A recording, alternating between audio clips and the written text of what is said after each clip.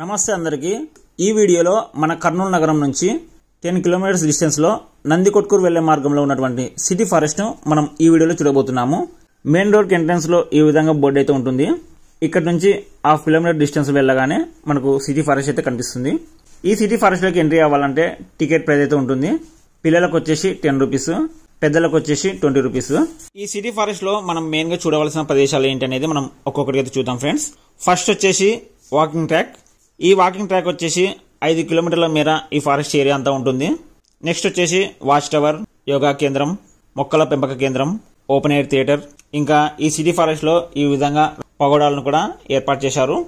ఇంకా ఈ city forest లో మనకు బోటింగ్ సౌకర్యం కూడా ఉంటుంది. అంతేకాకుండా ఈ సిటీ ఫారెస్ట్ లో ఉన్నటువంటి వైల్డ్ అనిమల్ కి సంబంధించి మ్యూజియం కూడా ఉంటుంది. ఇక్కడ మనకు క్యాంటీన్ సౌకర్యం కూడా ఉంటుంది.